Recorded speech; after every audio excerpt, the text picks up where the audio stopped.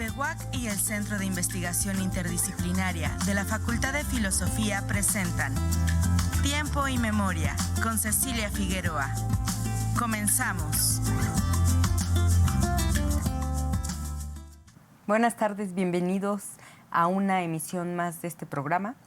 En el Centro de Investigaciones Interdisciplinarias, por ser de índole humanista, pues también nos interesamos por la bioética, por el derecho animal, y hoy nos acompaña un egresado de nuestra maestría en Filosofía Contemporánea Aplicada, que ahora era abogado ya, ahora está estudiando algo de ciencias jurídicas como doctorado, pero además está en una organización no gubernamental internacional y nos viene a hablar de qué está haciendo desde esta ONG que se llama Vegetariano Soy. Hola, Juan José García Rebollo, gracias por acompañarnos una vez más en Tiempo y Memoria. Muchas gracias, Ceci, muchas gracias, pues súper contento de estar aquí, como siempre.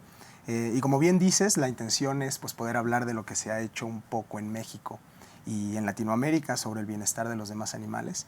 ¿Cuál es la labor de la Fundación Vegetariano Soy actualmente en México? ¿Y qué es lo que se pretende hacer para mejorar el bienestar experiencial de los demás animales? Actualmente yo estoy en el cargo de coordinador de protección animal en México de la Fundación. Esta fundación tiene 10 años operando, el año pasado cumplió 10 años, y tenemos presencia en labor de incidencia en Chile, Argentina, Perú, México y Colombia. Labor de incidencia implica que hagan algo la organización para que se legisle en determinado país a favor de los animales, ¿o a qué te refieres con incidencia? Correcto. En realidad en la Fundación nos enfocamos en 3 ejes como fundamentales. Uno de ellos es la labor de incidencia. Antes me gustaría como explicar un poco los otros 2. El primero, o bueno, no primero de manera jerárquica, sino uno en el que se aboca y desde sus principios siempre se ha abocado, es el cambio de hábitos de consumo en la población. Hay un especial interés por mejorar pues las condiciones experienciales no solo de los demás animales, sino de los demás seres sintientes, incluidos los seres humanos. Y la manera en la que se produce alimento actualmente pues no es sustentable, se explota a los animales de manera desmedida y pues es muy triste. Entonces la Fundación Vegetariano Soy se ha abocado a generar desde la sociedad civil y con gobiernos este tipo de cambios en los hábitos de las personas, presentar iniciativas tendientes a apoyar subsidios públicos que puedan impulsar la alimentación basada en plantas o en proteínas alternativas que tengan un origen más sustentable y libre de explotación animal y demás. Otra área en la que nos enfocamos también en México es la corporativa. En ella lo que nosotros pretendemos es trabajar directamente con el sector agropecuario y empresas, incluso restauranteras, para que suscriban compromisos de abastecerse de productos libres de sufrimiento animal. Pero no solamente eso, sino que paulatinamente también puedan utilizar productos que no tengan ingredientes de origen animal o que generen un daño al medio ambiente dentro de su cadena de producción. Por ponerte un ejemplo, intentamos hablar con empresas del sector porcícola para que se eviten seguir implementando prácticas veterinarias que suponen un dolor inmenso para los demás animales, como por ejemplo las jaulas de cerda en gestación o castraciones sin anestesia. También a nivel Latinoamérica, eso no lo estamos viendo en México directamente como fundación, pero a nivel Latinoamérica tenemos un proyecto llamado Libre de Jaulas, en el que se pretende eliminar este hacinamiento exacerbado que se da a las gallinas ponedoras y pues, que les causa un sufrimiento increíble y pues también da paso y origen a varias enfermedades zoonóticas, ¿no? Como por ejemplo la fiebre aviar y otro tipo de enfermedades. Eso por el lado corporativo. Y ahora respondiendo tu pregunta, Ceci, de la incidencia. ¿Qué hacemos como en esta labor de incidencia o de lobby político? Lo que pretendemos hacer como fundación y lo que hacemos en estos países que tenemos presencia es generar relaciones significativas con congresistas o personas en el gobierno que puedan impulsarnos o puedan ayudarnos a trabajar de manera conjunta para cambiar la situación de los animales en la ley. Entonces, en ese sentido, tenemos 4 campañas en México. Una de ellas es el Menú por el Planeta, que justo un poquito retomando lo que platiqué hace un momento, lo que pretende es poder implementar en ciertas iniciativas o políticas públicas gubernamentales esta priorización por proteínas alternativas o que vienen, que evitan una cadena de producción grande y que generan un deterioro medioambiental pues muy fuerte y obviamente también bienestar, abogar por el bienestar animal. Otra de las campañas es la de Vota por los Animales, que es justo generar estas relaciones significativas con gente en el gobierno, desde nivel ejecutivo hasta congresos locales, para que cuando lleguen a cargos públicos o tengan una posición importante en los estados de la República o a nivel federal, se comprometan a abogar por el bienestar de los demás animales. Y ya nosotros tener elementos y herramientas para trabajar de manera conjunta con ellos. Otra de las iniciativas importantes es la de No Son Muebles, que consiste en dejar de considerar a los animales como cosas para la ley. Y la cuarta iniciativa es la de la de Individuos No Toneladas. Esta se enfoca en el bienestar animal de los animales acuáticos. Se llama Individuos No Toneladas porque actualmente no existen datos sobre la cantidad de individuos instrumentalizados acuáticos, sino que todo se da por toneladas o por peso. Y obviamente eso se cuantifica en dinero. Esto, dada la distancia aparente biológica que tenemos con los demás animales, no se ha legislado en materia de bienestar animal, es escasa la legislación referente a ese tema. En México no existe una ley específica sobre bienestar animal en animales acuáticos. Y pues bueno, sabemos que nuestros océanos y los ecosistemas acuáticos pues son indispensables para que la vida en la Tierra siga su curso y es un tema totalmente desatendido y es en algo que queremos incursionar actualmente. Quizás los televidentes que no estén muy avesados en el tema les salte el hecho de que la campaña se llame Individuos No Toneladas. Y tú que eres, desde la maestría has venido trabajando en estas investigaciones del bienestar animal, ¿puedes explicar, por favor, por qué se les considera ya individuos? ¿A los animales en general? Sí. Claro. Pues bueno, este es un debate pues muy grande, ¿no? Que se ha dado desde la filosofía y desde el derecho. Y pues siempre hay discusiones que son milenarias y que pues no, o sea, se siguen debatiendo en la actualidad. Pero se articula un poco con el proyecto de No Son Muebles, ¿no? A los animales desde siempre se les ha considerado cosas y ha existido esta dicotomía jurídica entre sujetos de derecho y todo lo demás. ¿Y qué es todo lo demás? Las cosas, los animales, la cámara que nos está grabando, ¿no? Esas son las cosas. Y en el derecho se encapsula a todo este cúmulo de entidades que existen, ¿no? Y ahí mismo está la naturaleza, están los animales, y pues parece inicuo, ¿no? No tiene sentido. Ahí estábamos hace no mucho las mujeres, los niños. Exactamente. Los esclavos. ¿No? Exactamente, hace no mucho, y eso lo afirma incluso Peter Singer en un libro que se llama Animal Liberation, ¿no? Hace esta serie de analogías para explicar por qué es arbitraria la discriminación de los demás animales, ¿no? Y de no reconocerles esta individualidad subjetiva que incluso ellos poseen. Y él dice, ¿no? ¿Por qué, si ya vimos que la raza, el sexo, la personalidad moral incluso, no son razones coherentes para dejar de otorgar consideración moral al otro, por qué sí lo es la especie? Y entonces pues todos nos quedamos así, ¿no? Pues sí, puede ser una decisión arbitraria, ¿no? Y de ahí se acuña el término especismo, que ya lo había tratado antes un filósofo llamado Richard Ryder, no lo inventó, por así decirlo, Peter Singer, pero sí lo populariza él.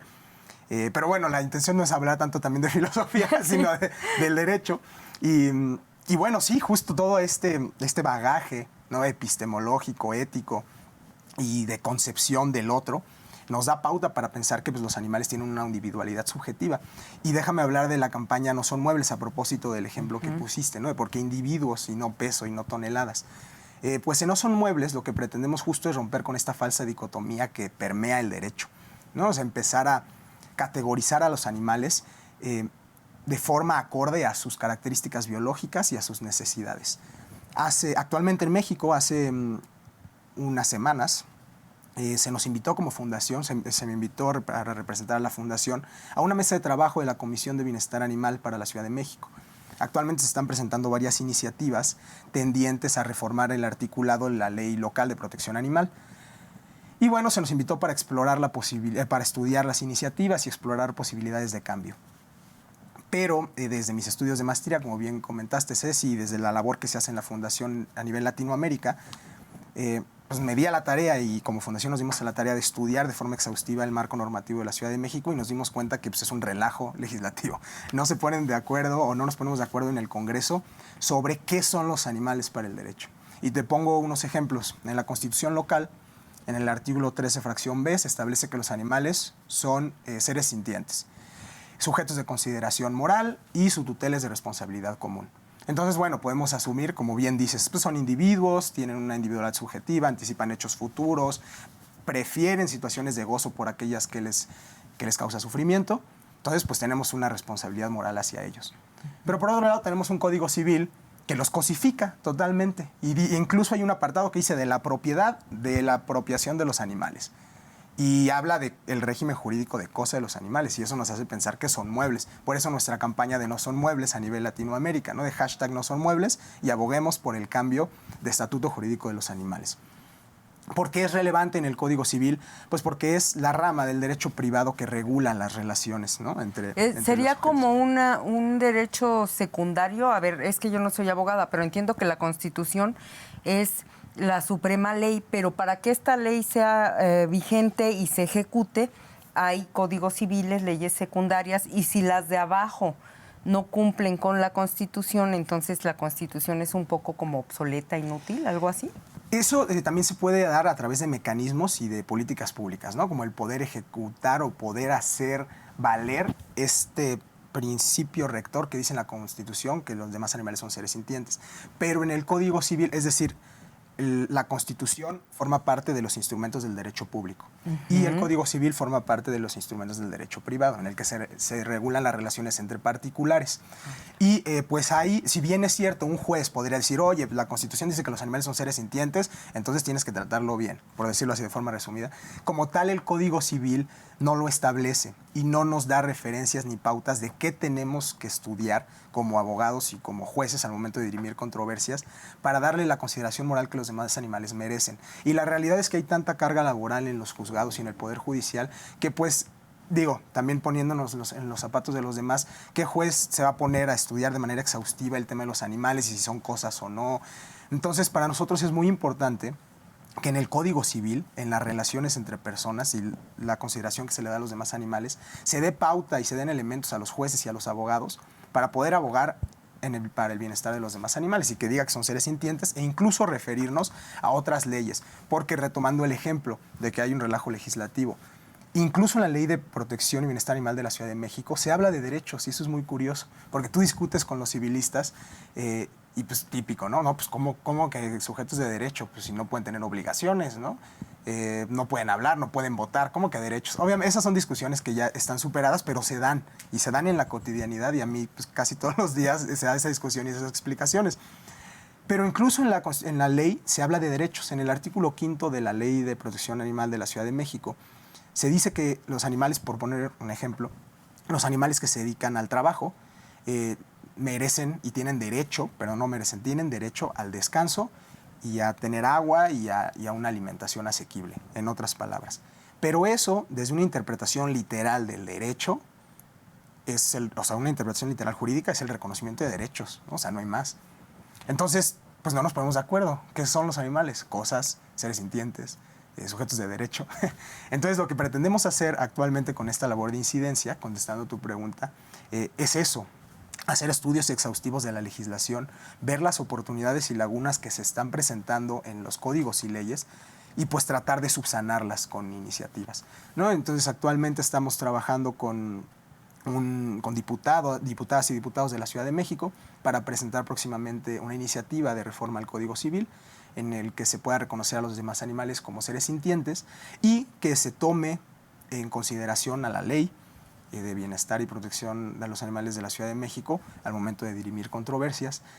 Y pues ya por ahí también estamos generando esa estrategia, ¿no? De, a ver, hay que traer a discusión el tema de los derechos, ¿no? O sea, no solamente reconocer de manera unilateral que los demás animales son seres sintientes por sus propias características biológicas, sino que incluso podríamos hablar en dado momento de derechos. Pero fíjate cómo esta formación humanista que tú sí tienes, por la maestría eres abogado, pero estudiaste filosofía, cómo la carencia de ella salta en todos lados, ¿no? Pero solo los que sí somos humanistas podemos percibirla. Este ejemplo que pones es magistral. Hay abogados que todavía en el siglo XXI se remiten a la fórmula, ¿no? A la ecuación. En el derecho, cualquier sujeto que tenga derechos tiene obligaciones, luego entonces tiene obligaciones. Y ya si le rompes la fórmula, les rompes el esquema y entonces ya no les gustó. Pero tiene que venir un humanista a decir, no, espérense, olvídense de la fórmula. Vamos a hablar filosóficamente de estos seres sintientes, ¿no? Claro, eso es muy, muy interesante, Ceci. E incluso esa fue la razón por la que quise estudiar también filosofía, justo para poder como escindirme de este paradigma tan interiorizado que tenemos los abogados en formación, como bien dices, ¿no? Al final, siento que el error que cometemos muchos abogados es el aferrarnos a un paradigma y no intentar de cambiar las cosas y tomar a la ley como referente ético. Decir, o sea, lo que está en la ley, pues está bien porque está en la ley. Y en realidad se nos olvida que la ley es un invento, ¿no? La ley es una ficción. La ley como tal... Y tiene que reformarse porque Totalmente. Si no... Totalmente, sí, la ley es no una responde a la realidad. Es correcto. La ley es una ficción, es un invento humano, no existe en el mundo, en la realidad como tal. Eso no implica que sus consecuencias sean menos reales, ¿verdad? O sea, claro que si cometes un delito se te va a aplicar el Código Penal y vas a ir a la cárcel. Pero es una ficción, o sea, la ley es un producto de la ficción humana, es un invento para convivir en sociedad. Entonces, en ese sentido, desde la filosofía, pues claro que podemos afirmar que va cambiando y es la intención, y eso se da en las jurisprudencias, se da en las reformas. Entonces, ¿por qué si ya desde la ciencia, desde la filosofía, desde la ética, nos damos cuenta que los demás animales sienten, tienen la capacidad de gozar o sufrir, tienen una individualidad subjetiva y les interesa su vida, ¿por qué seguirlos degradando a la categorización jurídica de cosas? Obviamente hay intereses de por medio, económicos, culturales, arraigos, tradiciones, que imposibilitan esta labor. Pero la realidad es que los animales es un otro con el que convivimos día con día, y la filosofía y las humanidades, la historia, nos dan herramientas para pensar en otros mundos posibles, ¿no? Y en poder relacionarnos con los demás animales de manera mucho más congruente con nuestras características biológicas, las mismas que compartimos, ¿no? Y que habitamos en este mismo planeta. Entonces, pues romper estos paradigmas desde el derecho, eso es lo que tratamos de hacer en la Fundación, y tratar de impulsar o incursionar en estos temas, pues sí son polémicos, en aras de generar el mayor bienestar para la colectividad sintiente. Y cuando hablo de colectividad sintiente, incluyo a los humanos, ¿no? O sea, el bienestar animal influye directamente en el bienestar humano, porque parece que no es así. Qué bueno que tocas el tema, y perdón que te interrumpa, adelante, pero es que justo te quería preguntar. Imagínate, porque tú hasta aquí nos has argumentado respecto de los seres sintientes, que si eres un ser humano, pues te duele y quieres que ellos estén bien. Pero si eres el gigante egoísta que dices, a mí no me importa, yo me voy a ir a comer mis tacos de carnitas saliendo de aquí, ¿no? Con pico de gallo, y no me importa lo que siente el cerdito que me estoy comiendo y Imagínate que eres el gigante egoísta. Ahora voy más allá. En estas fundaciones y ONGs se hace conciencia a los humanos que comen carne de estos animalitos que sufrieron. O sea, sí hay campañas donde les digan, mira, gigante egoísta, este porquito que te estás comiendo, sus últimos 3 minutos de vida sufrió horrible, generó 35.529 toxinas que tú te estás comiendo. Y al rato vas a tener una enfermedad crónica degenerativa que podrías no tener.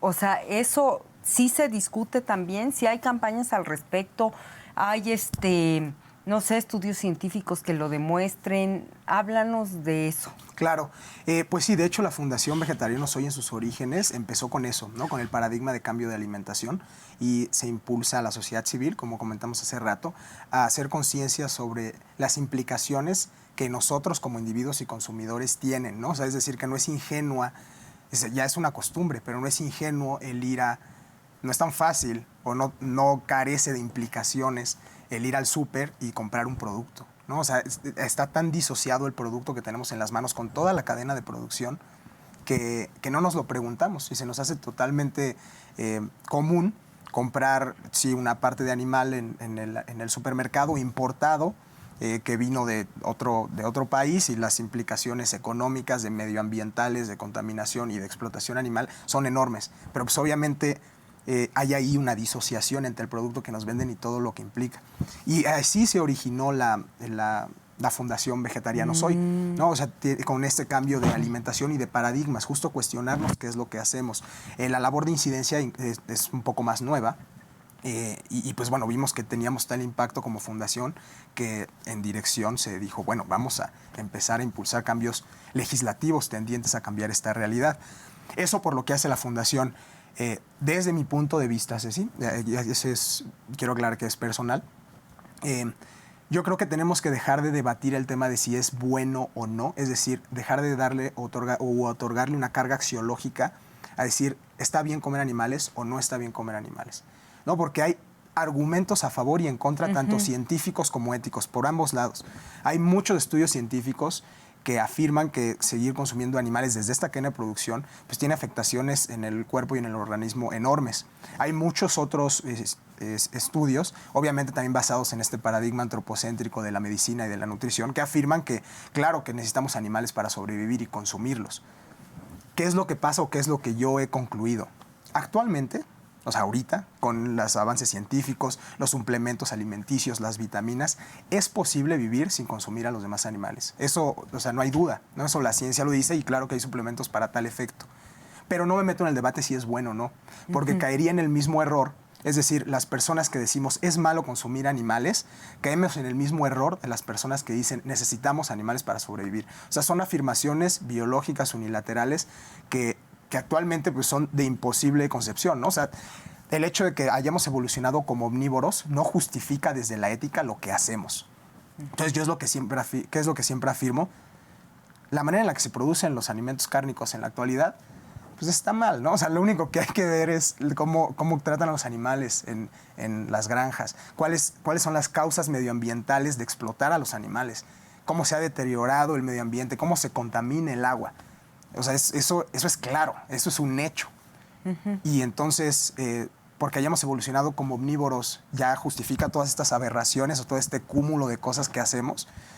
Desde mi punto de vista, eso no lo justifica. Entonces, tenemos que cambiar nuestra realidad. Y si el medio para poder lograr los fines de cambiar la realidad y poder generar pues un medio ambiente sano para que podamos vivir y desarrollarnos, es dejar de comer animales u omitir estos animales que producen deterioro medioambiental enorme y pues, sufrimiento animal, pues hay que tomarlo, ¿no? O sea, esa sería mi sugerencia. O sea, si podemos sobrevivir y vivir bien, de manera saludable, actualmente prescindiendo del consumo animal, pues ¿por qué no hacerlo, no? ¿Por qué no adoptar esa postura? Además, bueno, a mí me parece una contradicción el argumento si hemos evolucionado, porque pues si estamos haciendo eso y permitiéndolo, pues entonces no hemos evolucionado, ¿no? Claro. O sea, como especie sí, pero o sea, desde el punto de vista ético, espiritual, pues entonces no hemos evolucionado, porque pues eso, si es evolución, qué horrible, ¿no? Correcto. Sí, la verdad es que es un tema muy complejo. De hecho, yo me atrevería a decir que dentro de lo que hemos platicado, individuos no tonelada, estatuto jurídico, cosificación, el más complejo es el de la alimentación, porque forma parte de nosotros, ¿no? O sea, de hecho, yo no conozco a nadie que haya nacido vegetariano o vegano. Todos nos formamos en el paradigma, pues, antropocéntrico, omnívoro, ¿no? Entonces, es muy difícil. Es muy difícil poder tomar la decisión de prescindir del uso de los demás animales por todo lo que se nos dice, ¿no? Pues te vas a morir de hambre, no vas a tener los suficientes nutrientes, los animales que evolucionamos como omnívoros, tenemos colmillos, o sea, hay una cantidad de argumentos que ahorita, obviamente por el contexto en el que estamos, pues pueden parecer ridículos, pero no lo son, o sea, se platican diario, ¿no? Que si los colmillos, que si evolucionamos como omnívoros, que si la B12, el tema no es debatir eso, sino actualmente podemos vivir bien, saludables, sin la explotación de los demás animales y sin generar este sufrimiento exacerbado, sí, pues ¿por qué no tomarlo, ¿no? Oye, nos debes otro programa para que nos hables específicamente de la campaña de pulpos. Claro, sí, muy interesante. En otro programa lo platicamos. Bueno, Juan José García Rebollo, muchas gracias por habernos acompañado. No, muchas gracias por la invitación, Ceci. Gracias. Y pues con mucho gusto yo regreso cuando me digan. Ok, muchas gracias. Y a nuestros televidentes nos vemos en la próxima emisión. Buenas tardes. FUAC y el Centro de Investigación Interdisciplinaria de la Facultad de Filosofía presentaron Tiempo y Memoria con Cecilia Figueroa. Gracias por acompañarnos.